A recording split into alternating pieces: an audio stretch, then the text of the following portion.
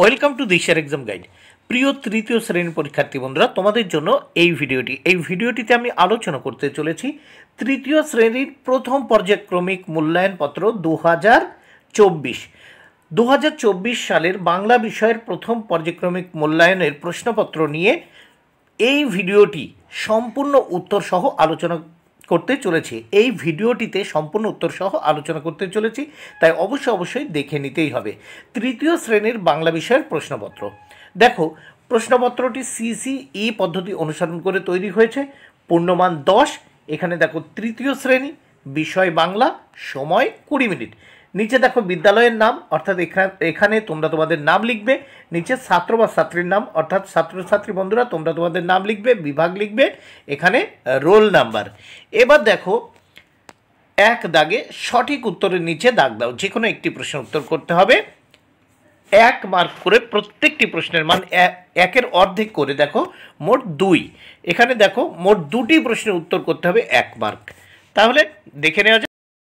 প্রথমে ক দাগের প্রশ্ন দেখে নাও। চাষির ছেলের বউ ছিল খুব, উত্তর বুদ্ধিমতী। খ দাগ, চাষির ছেলে ফসল কাটার পর তা দেখো হাটে বিক্রি করে, উত্তর হবে হাটে। 2 দাগে দেখো শূন্য স্থান পূরণ করো। এখানে দেখো ক দাগে এখানে ল আছে, এখানে ত আছে, তাহলে এখানে বক্সের ভিতর শ্র আছে আর বর্গীয় জয় জয় হস্যি আছে, তাহলে এটা হবে কি দেখো লজ্জিত। আর এখানে দেখো পারিশ্রমিক, এই শ্রটা মাঝখানে লিখে দিলাম, হয়ে গেল পারিশ্রমিক। তাহলে প্রথম শূন্যস্থানে বর্গীয় জয় জয় হস্যি বসালাম, তাহলে কি হয়ে যাবে লজ্জিত। এবার দেখো খতে তাহলে শয়রা ফেলা বসালাম, তাহলে হয়ে গেল কি পারিশ্রমিক। এইবার আমরা দেখে নেব 3 দাগে। 3 দাগে কি বলেছে দেখে নাও। এই বর্ণ বিশ্লেষণ করো। প্রথমে দেখো পরিষ্কার, পরিষ্কারকে বর্ণ বিশ্লেষণ করি। দেখো পয় হসন যোগ অ যোগ রয় হসন যোগ হস্যই যোগ পেটটা মধ্যন শয় হসন যোগ কয় হসন যোগ অয় হসন যোগ রয় হসন যোগ অ, তাহলে কি হয়ে যাচ্ছে পরিষ্কার। এবার দেখো কথাবার্তা, কয় হসন যোগ অ যোগ থয় হসন যোগ আ যোগ বয় হসন যোগ আ যোগ রয় হসন যোগ অ যোগ তয় হসন যোগ আ, কথাবার্তা।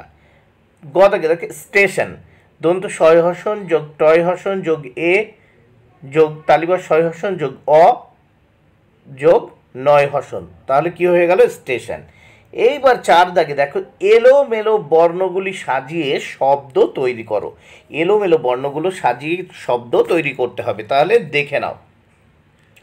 প্রথমে এখানে দেখো কি আছে, ন ক নে অ দি, এটাকে দিয়ে কি করতে হবে শব্দ, সঠিক শব্দ দেখো অনেক দিন।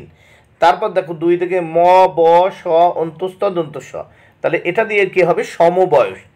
তারপর দেখো 4 দাগে লে ঠ ন হস্যু, এটা দিয়ে হবে কি হবে উঠলেন।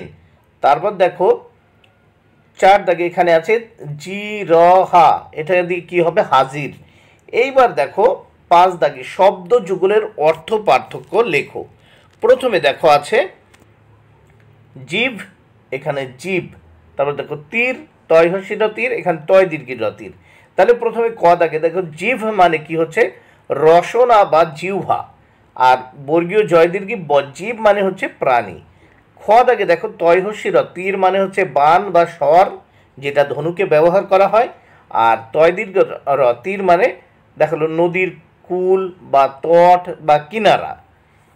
এইবার 6 দাগে আমরা দেখে নেব। 6 দাগে কি বলেছে দেখো, 2-1টি বাক্যে উত্তর দাও। প্রথমে ক, কে সোনার নাম রেখেছিল নদীমাতৃকা, এই নামের অর্থ কি, উত্তর দেখো পাঠশালা সংস্কৃতের দিদিমণি সোনার নাম নদীমাতৃকা রেখেছিল।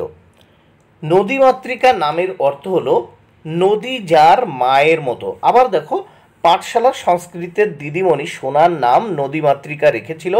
নদীমাতৃকা নামের অর্থ নদী যার মায়ের মতো। খ দাগে একজন ডাক্তারবাবু কিভাবে সমাজের সেবা করে থাকেন, উত্তর দেখো একজন ডাক্তার চিকিৎসার মাধ্যমে সমাজের সেবা করে থাকেন। বন্ধুরা, ভিডিওটি ভালো লাগলে অবশ্যই লাইক, কমেন্ট ও শেয়ার করো। Thank you very much. Keep watching my channel and my video.